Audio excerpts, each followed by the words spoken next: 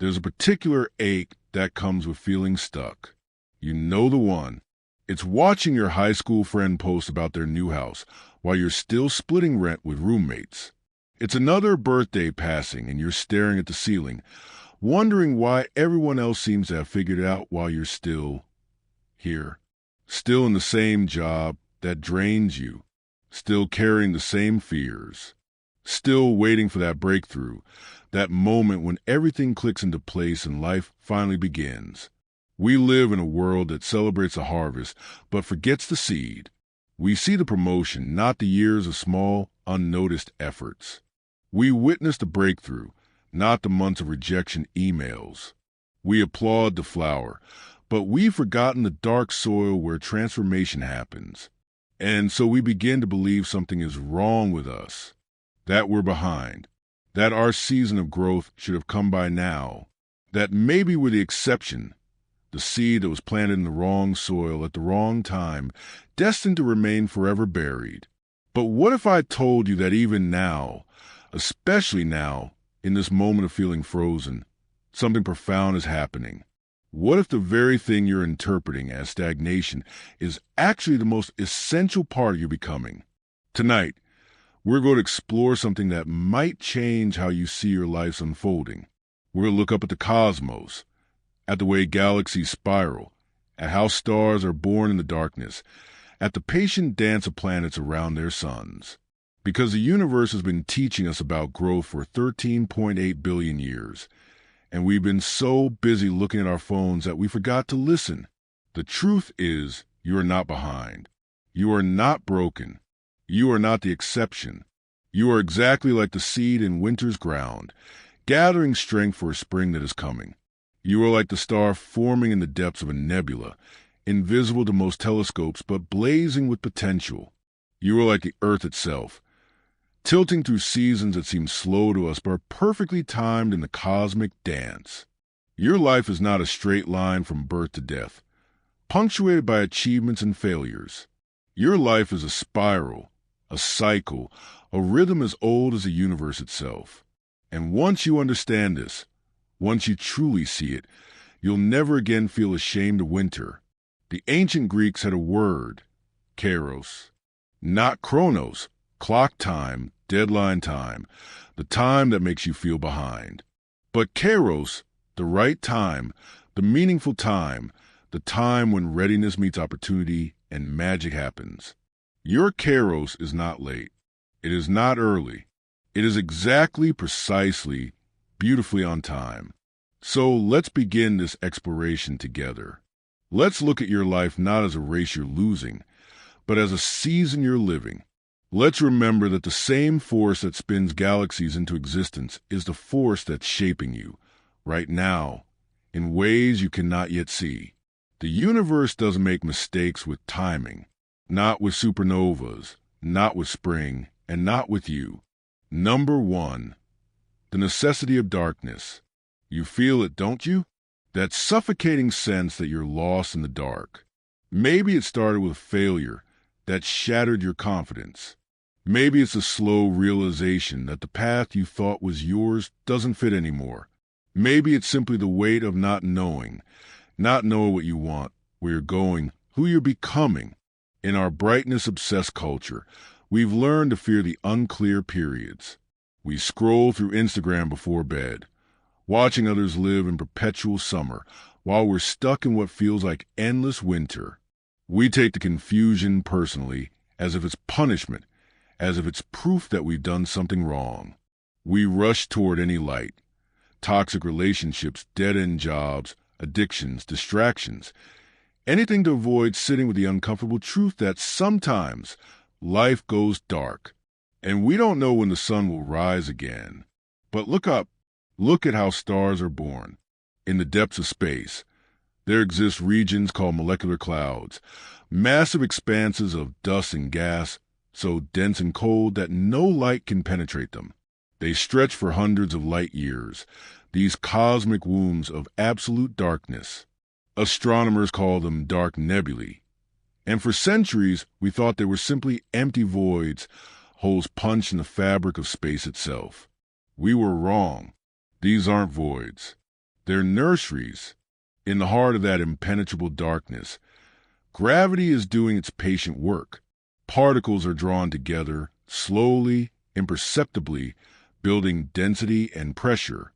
For millions of years, nothing visible happens, just darkness and waiting and forces we cannot see. And then, when the conditions are exactly right, when the pressure reaches that critical threshold, something miraculous occurs. Nuclear fusion ignites. A star is born. Light explodes from the very center of what was once pure darkness, so brilliant it could be seen across galaxies. Every star you've ever wished upon was born this way. Every sun that has ever warmed a planet. Every light that has ever guided travelers home. They all began in complete, impenetrable darkness.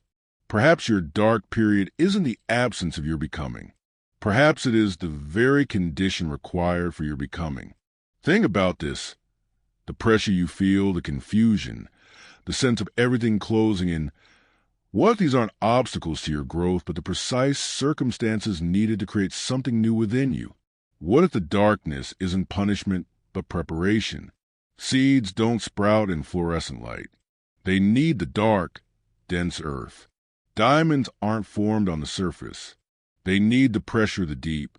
And stars need the perfect darkness before they can shine.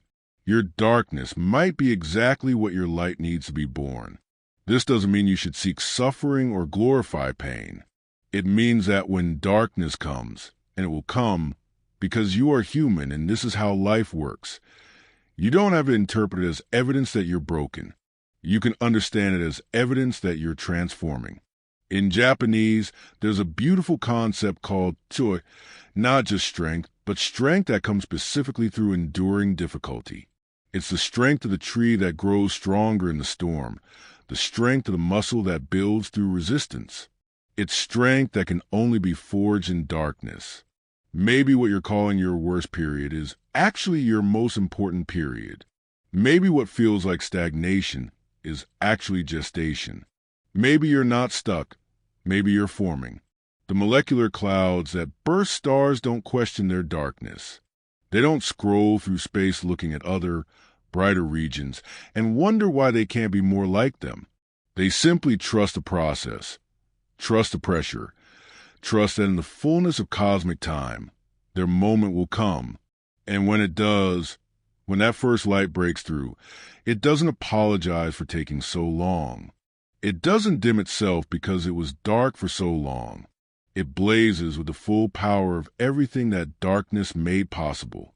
Your light, when it comes, will be worth every moment of darkness that preceded it, not despite the darkness, but because of it. Number 2, the rhythm of expansion and contraction. Some days you feel expansive, ideas flowing, energy high, everything possible. You make plans, start projects, say yes to invitations. You feel like you're finally becoming who you're meant to be. This is it, you think. This is your breakthrough moment. And then, without warning, it all contracts. The energy drains. The ideas dry up. The projects sit half-finished. You cancel plans and retreat inward, wondering what's wrong with you. Why can't you maintain momentum? Why do you always seem to shrink back just when you're making progress? We've been taught to see this as inconsistency, as weakness, as evidence that we lack discipline or commitment. We beat ourselves up with contraction, try to force ourselves back into expansion, fighting against our natural rhythms like swimmers battling a tide they don't understand. But what if this ebb and flow isn't a bug in your system? What if it's a feature? The universe itself breathes. Not metaphorically, literally. Astronomers have discovered that the cosmos expands and contracts in vast, rhythmic cycles that dwarf human comprehension. For nearly 14 billion years, space itself has been stretching outward, galaxies racing away from each other at incredible speeds. But this expansion isn't constant. It pulses, accelerates, slows, like the breath of something impossibly vast and alive. And it's not just the universe as a whole. Every star pulses with expansion and contraction. Our own sun swells and shrinks in an 11-year cycle. Its solar maximum bringing intense activity and light. Its solar minimum bringing quiet and apparent stillness. Neither phase is wrong. Both are necessary. Both of the sun being exactly what it is. Even closer to home, the Earth breathes. The seasons themselves are our planet's rhythm of expansion and contraction. Spring and summer. Expansion, growth, activity. Everything reaching outward toward the light. Fall and winter. Contraction, consolidation, going inward, gathering resources for the next expansion. The Earth doesn't apologize for winter. It doesn't try to skip it or rush through it or remain in permanent summer. It trusts the rhythm, trusts that contraction serves expansion, trusts that going inward makes going outward possible. What if your natural rhythm of expansion and contraction isn't a flaw to be fixed, but a wisdom to be honored? Think about your breath right now. You don't breathe only in. You don't breathe only out. You breathe in, you breathe out, in an endless rhythm that has sustained you since your first moment of life. If you try to only inhale, you'd suffocate. If you try to only exhale, you'd collapse. The rhythm itself is what keeps you alive. Your energy, your creativity, your social engagement, they follow the same pattern. Expansion and contraction, reaching out and drawing in, both phases necessary, both phases sacred. When you're in expansion, you're not supposed to stay there forever. You're supposed to grow, create, connect, gather experiences and insights and connections. And when you're in contraction, you're not failing, you're processing. You're integrating what you gathered during expansion. You're composting experiences into wisdom. You're preparing for the next outward surge. The people who seem to live in perpetual expansion, they're not more evolved than you. They're often more disconnected from their own rhythms, from their own needs, from their own humanity. They're the ones who burn out, who crash, who lose themselves in a constant outward push because they never learn to honor the inward pull. But you who feel the rhythm, you who experience both the expansion and the contraction, you're in harmony with the fundamental pattern of existence itself. When you're in an expansion phase, enjoy it. Create, connect, say yes, reach outward. But don't try to make it permanent. Don't panic when you feel the natural pull toward contraction. And when you're in contraction, don't fight it. Go inward. Rest. Reflect. Let yourself be small for a while. Trust that this isn't regression. It's preparation. You're not going backward. You're gathering strength for the next expansion. The mystics understood this. They spoke of the seasons of the soul, the times of spiritual winter that precede spiritual spring. They knew that trying to force perpetual growth is like trying to force a tree to bloom year-round. It kills the tree. Your rhythm is not a problem to solve. It's a pattern to dance with. The next time you feel yourself contracting after a period of expansion, remember the universe. Remember the stars. Remember your own breath. Remember that everything that endures, everything that thrives, everything that creates lasting beauty in this world does so not by forcing constant growth, but by honoring the sacred rhythm of expansion and contraction, outward and inward, summer and winter, breath in and breath out. You are not broken. You are breathing. Number 3, the spiral path of progress. Here you are again.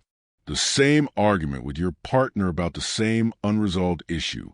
The same anxiety spiraling through your chest when you face a challenge. The same pattern of self-doubt creeping in just when you thought you'd moved past it. I thought I was over this. You whisper to yourself, feeling the familiar weight of disappointment. I thought I'd learned this lesson. I thought I'd grown. We've been sold a lie about growth, that it's linear, that once you learn something, you never have to learn it again. That healing means never hurting in the same place twice. That growth means leaving your old self completely behind and never looking back. So when familiar challenges return, when old patterns resurface, When we find ourselves facing what feels like the same mountain we thought we'd already climbed, we conclude that we're failures, that we haven't actually grown, that we've been fooling ourselves about our progress. But what if coming back to familiar territory isn't evidence of stagnation? What if it's evidence of something far more profound? Galaxy spiral, our Milky Way, home to hundreds of billions of stars, doesn't expand outward in a straight line. It doesn't move forward like an arrow shot across space. It spirals, arms of stars wheeling around a central core in a dance so vast it takes 225 million years to complete one rotation. And here's what's beautiful. As our galaxy spirals, it doesn't just repeat the same path. Each rotation brings us to places we've been before, but at a different level, a different height, with a different perspective. We return to familiar regions of space, but we return changed, elevated, seeing with new eyes what we couldn't see before. The same is true for planets orbiting their suns. Earth returns to the same position relative to the sun every year, tracing the same orbital path. But we're not in the same place. Our entire solar system is moving through space at 514,000 miles per hour, carrying us to regions of the galaxy we've never seen before. Each orbit is a return that is also a departure, a repetition that is also a revolution. Even DNA, the very blueprint of life, is structured as a double helix, a spiral. The information of who you are is literally written in spiral form, suggesting that spiral movement isn't just how galaxies grow, but how all life grows. What if your growth isn't meant to be a straight line, but a spiral dance? Think about it. When you encounter that familiar anxiety, that old pattern, that repeated challenge, you're not actually in the same place you were last time. You're approaching it with more experience, more tools, more understanding. You're meeting your old challenges from a higher vantage point. The mountain hasn't changed, but you have. You've been climbing in spirals, gaining elevation with each loop, even when it felt like you were going in circles. The view from this level of the spiral includes perspectives you simply couldn't access before. That relationship pattern you keep encountering? Maybe it's not because you haven't learned the lesson. Maybe it's because you're ready for the next level of the lesson. A deeper understanding, a more nuanced response, a more compassionate way of navigating what used to trigger you. That fear that keeps resurfacing? Perhaps it's not because you failed to overcome it. Perhaps it's because you're strong enough now to face it more fully, to integrate it more completely, to transform it rather than just avoiding it. The spiral path means you get to revisit your growth edges, but from a place of greater wisdom. It means you get multiple chances to deepen your understanding, to refine your responses, to become more skilled at being human. Children understand this instinctively. Watch a child learn to walk. They don't walk across the room once and declare themselves finished with walking. They walk the same path over and over, but each time with more balance, more confidence, more grace. The repetition isn't stagnation, it's mastery. In Zen Buddhism, there's a saying, "You are perfect as you are, and you could use a little improvement." The spiral path embodies this paradox. You're not broken and in need of fixing. You're growing and becoming more fully yourself. When you spiral back to familiar territory in your growth, you're not regressing. You're returning as a graduate to your elementary school. The hallways look the same, but you see them with completely different eyes. You can navigate challenges that would have overwhelmed your earlier self. You can offer wisdom to others still struggling with what you've transcended. The next time you find yourself thinking, "Here I am again, dealing with the same old thing," try this. Pause and ask yourself not, "Why haven't I moved past this?" but, "What am I ready to understand about this now that I couldn't understand before? How have I grown in my capacity to meet this challenge? What wisdom am I gaining that will serve me as I continue spiraling upward?" Your growth is not a ladder you climb once. It's a spiral you dance, return familiar themes, but always from a new perspective, always with deeper understanding, always more prepared to embrace both the challenge and the gift it brings. You're not going in circles. You're spiraling upward, and that's exactly how galaxies, planets, and all of life grows into its full magnificence. Number 4, the intelligence of seasons. You feel the pressure to be consistent, to maintain the same energy and productivity year-round, season after season. The world expects you to be in perpetual bloom, always creative, always social, always optimizing, always on. But your body and soul rebel against this demand.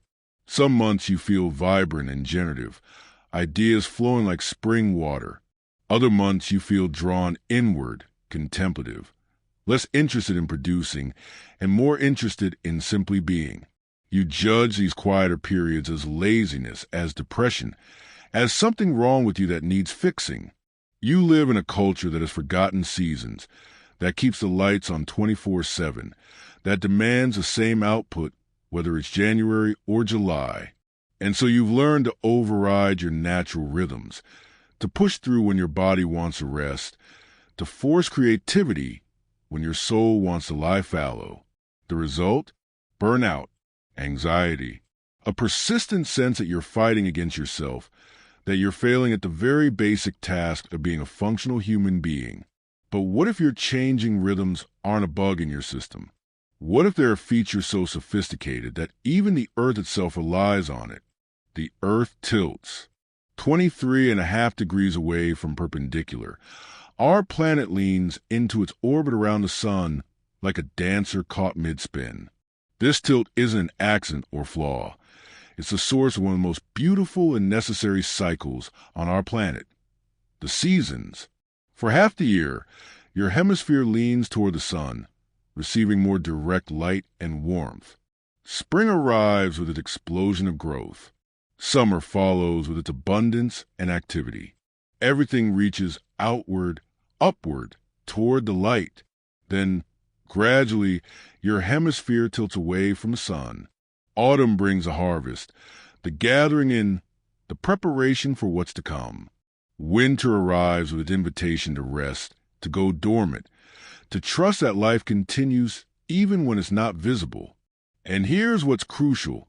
None of these seasons is wrong. None is more valuable than the others. Spring's burst of new growth is only possible because winter provided a period of rest and restoration. Summer's abundance depends on spring's preparation. Autumn's harvest is the culmination of the full year cycle. The earth doesn't try to stay in permanent spring. It doesn't feel guilty about winter. It doesn't rush through autumn because summer was more productive. It trusts the intelligence of the cycle, the wisdom of the tilt, the necessity of all seasons for the continuation of life itself. What if you stopped fighting your seasons and started honoring them?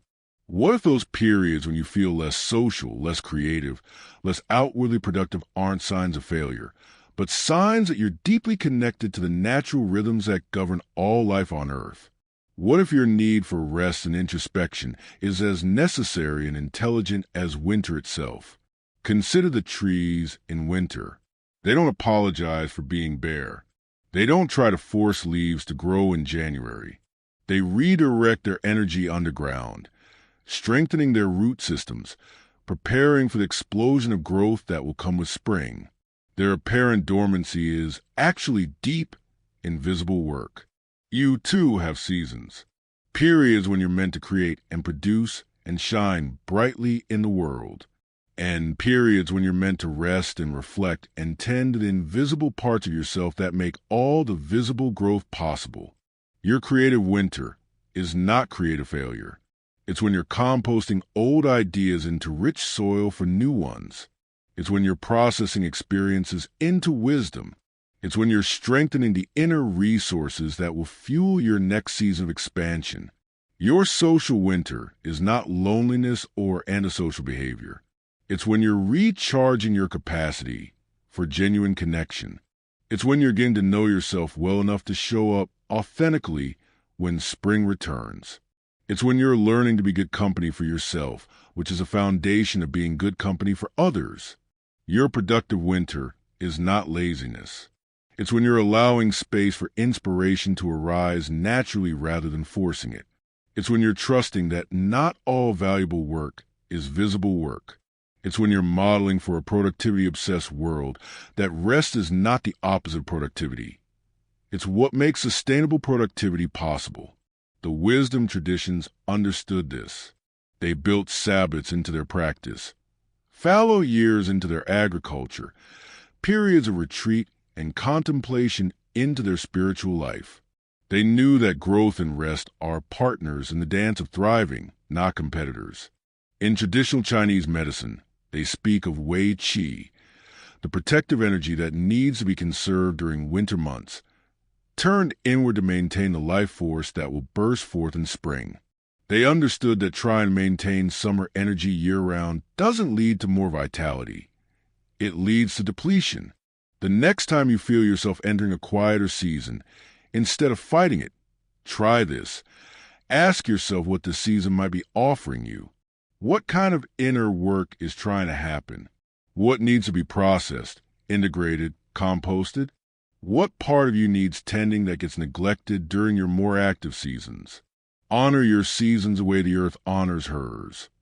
Without apology, without rushing, with deep trust in the intelligence of the cycle. Your seasons are not random. They are responsive to your growth, your needs, your soul's deep knowing of what you need and when you need it. Trust them.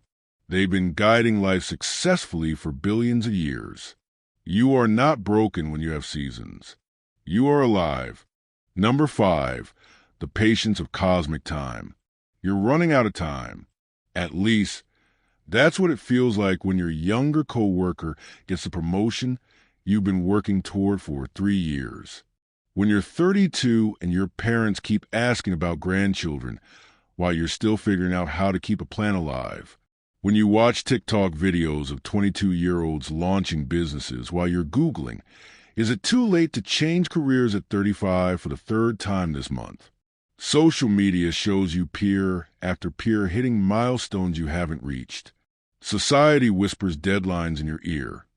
Finish school by this age, get married by that age, have kids by this one. Achieve success before you're too old to enjoy it. Time feels scarce, precious, slipping through your fingers while you're still trying to figure out what you're supposed to be doing with it. The anxiety is real. The fear of wasting your life, of missing your window, of being too late for love or success or happiness or whatever it is you're chasing. You feel the universe itself is impatient with your slow progress, that there's some cosmic clock counting down and you're failing to keep pace. But what if the universe operates on a completely different understanding of time than the one that's making you anxious? What if rushing is not how anything meaningful gets created? Light takes time.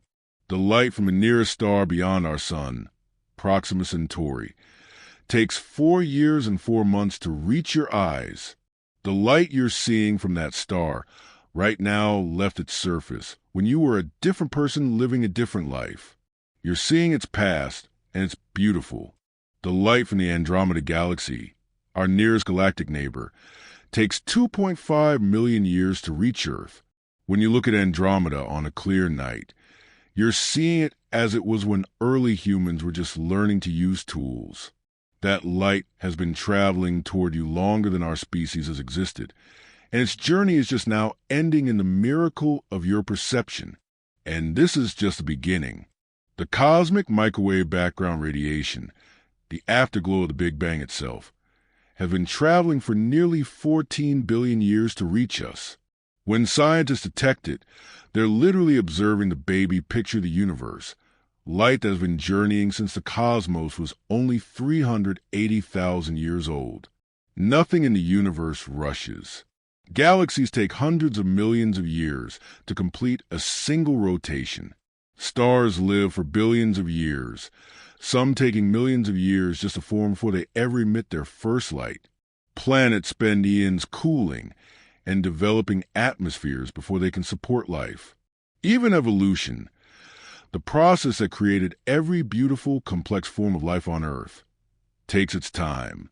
It took 3.5 billion years of patient experimentation before the first flowers bloomed.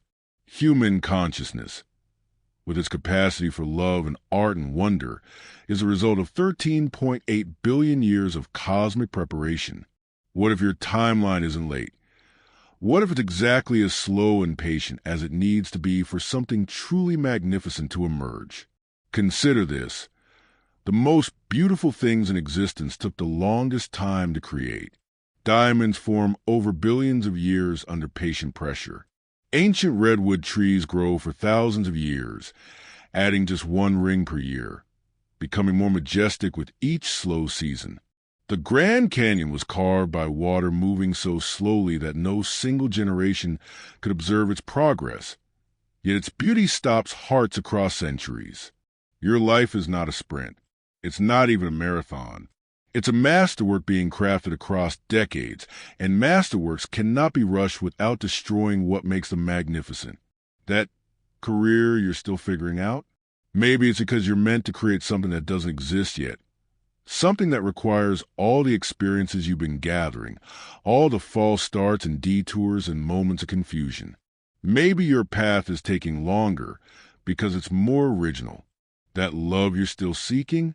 Maybe your heart is developing capacity for a depth of connection that wouldn't have been possible at 25. Maybe you're learning to love yourself first, which is a foundation for loving another without losing yourself in the process. Those dreams that feel delayed? Maybe they're not delayed. Maybe they're deepening. Maybe they're composting into something richer than your original vision. Something that could only emerge after you've lived more, understood more, become more yourself. The oak tree doesn't envy the wildflower for blooming quickly. It knows that its strength, its ability to weather storms and live for centuries, comes from the slowness of its growth, the patience of its development, the way it sends roots deep before reaching high. When Einstein was developing the theory of relativity, he spent years working through ideas that seemed to lead nowhere. When Beethoven composed his Ninth Symphony, he struggled with it for decades, revising and discarding and starting over. When Maya Angelou wrote, "I know why the caged bird sings," she was drawing on decades of life experience that informed every word. The timeline that society imposes on you is not the timeline that creates lasting beauty or profound meaning or authentic fulfillment. That timeline is arbitrary, based on economic cycles and cultural anxieties, not on the deeper rhythms of becoming. Your soul operates on cosmic time. It knows that some things cannot be forced, cannot be rushed, cannot be achieved ahead of schedule, without losing their essential nature. The light that started its journey to you billions of years ago is just now arriving. It wasn't late. It was exactly on time for this moment, this night, this opportunity for you to look up and remember that you are part of a story so vast and patient that your small delays and seeming setbacks are not failures. They're part of the perfect timing of your own becoming. Trust the slowness. Trust the process. Trust that you are not behind. You are exactly where light would be if it had been traveling toward this moment of your life since the universe began. So here we are, having journeyed through 5 cosmic insights about growth, about timing, about the seasons of becoming human. Let's weave them together into one unified understanding that you can carry with you when the world tries to convince you that you're doing life wrong. You are not a machine that should produce consistent output regardless of conditions. You are a living system, as complex and rhythmic as the universe itself. Like the stars that are born in darkness, your most profound transformations happen in the places where no one else can see. The pressure you feel, the confusion, the sense of being lost, these aren't signs that you're broken. They're signs that you're forming. Like the cosmos itself, you expand and contract in natural rhythms. Sometimes you reach outward, full of energy and ideas and connection. Sometimes you draw inward, processing and integrating and preparing for the next expansion. Both movements are sacred. Both are necessary. The universe doesn't try to breathe only in or only out, and neither should you. Your growth is not a straight line, but a spiral dance. You will encounter familiar challenges, old patterns, repeated themes. This is not evidence that you haven't learned or grown. This is how all meaningful development happens, in spirals that bring you back to familiar territory, but from higher perspectives, with greater wisdom, with more tools to navigate what once overwhelmed you. You have seasons, and they are intelligent. There are times for creating and times for resting, times for action and times for contemplation, times for blooming and times for going dormant. Honor them all. Winter is not the failure of spring. It's what makes spring possible. And perhaps most importantly, you are not running out of time. You are exactly on time according to the only timeline that matters, your own deep becoming. The light that reaches you from distant stars has been traveling longer than civilizations have existed, and it arrives precisely when it's supposed to. Your breakthrough, your love, your purpose, your next season of growth, they too are traveling toward you at exactly the right speed. This is the unified dance of your becoming. Darkness and light, expansion and contraction, spiral returns and seasonal wisdom, all unfolding in the perfect timing of a universe that has been practicing patience for nearly 14 billion years. You are not separate from this cosmic dance. You are not exempt from its wisdom. You are not the exception to its perfect timing. You are the universe becoming conscious of itself through your unique eyes. You are stardust arranged in the temporary and miraculous pattern of your life, learning what it means to love and create and wonder and grow. Your seasons of struggle are not punishment, they're participation. Your times of waiting are not wasted, they're preparation. Your spiral path is not confusion, it's the way all meaningful things grow. You belong to the same vast story as galaxies and redwoods and the lightest stars. Trust its rhythm, honor its seasons, dance its spiral dance. You are exactly where and when you need to be. As we come to the end of our exploration together, I want to leave you not with answers, but with a question. The kind of question that doesn't demand immediate response, but settles into your heart and continues working long after you've stopped thinking about it. It's a question that came to me while researching this topic, while learning about the 13.8 billion years of cosmic evolution that led to this exact moment. You here now, listening to these words, carrying your unique combination of stardust and stories, dreams and doubts. Here's the question. What if the very thing you've been judging as your greatest delay or failure is actually the most necessary part of your journey? What if your dark night of the soul is the molecular cloud where your brightest star is forming? What if your season of quiet is the winter that will make your most beautiful spring possible? What if your spiral returns to old patterns are actually your graduation to deeper levels of mastery? What if your timing isn't wrong, but is instead so perfectly calibrated to who you're becoming that rushing would actually ruin the very thing you're trying to create? Take that question with you as you close this video and return to your life. Let it work on you the way water works on stone, slowly, patiently, transforming you from the inside out. The universe has been waiting 13.8 billion years for someone exactly like you. You are worth the wait.